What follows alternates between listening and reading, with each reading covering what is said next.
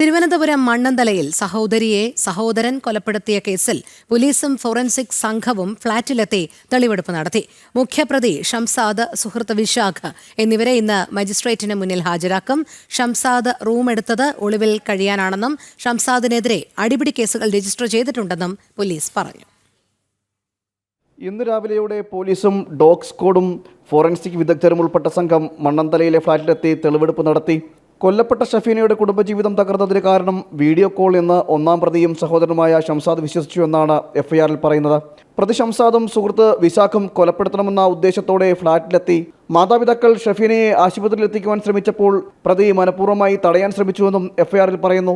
ആശുപത്രിയിൽ ചികിത്സയ്ക്ക് എന്ന പേരിലാണ് കഴിഞ്ഞ 14-ാം തീയതി ഷഫീനയും സഹോദരനും മണ്ണന്തലയിലെ അപ്പാർട്ട്മെന്റിൽ വാടകയ്ക്ക് താമസം തുടങ്ങിയത്. ഷഫീനയുടെ മാതാപിതാക്കൾ അപ്പാർട്ട്മെന്റിൽ എത്തിയപ്പോൾ രക്തത്തിൽ കുളിച്ച നിലയിലാണ് ഷഫീനയെ കാണപ്പെട്ടത്.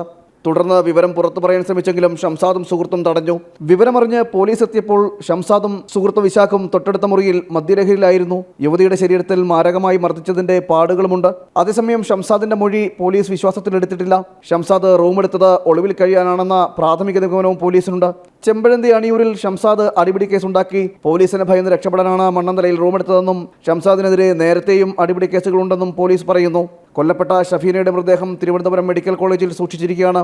ഇൻക്വസ്റ്റ് നടപടികൾ പൂർത്തിയാക്കിയാലുടൻ പോസ്റ്റ്മോർട്ടത്തിന് ശേഷം മൃതദേഹം ബന്ധുക്കൾക്ക് വിട്ടു നൽകും. പോത്തൻകോട് സ്വദേശിയായ ഷഹീന 6 മാസമായി ഭർത്താവുമായി പിരിഞ്ഞു താമസിക്കുകയാണ്. കൊല്ലം ശാസ്താംകോട്ട സ്വദേശിയാണ് ഭർത്താവ്.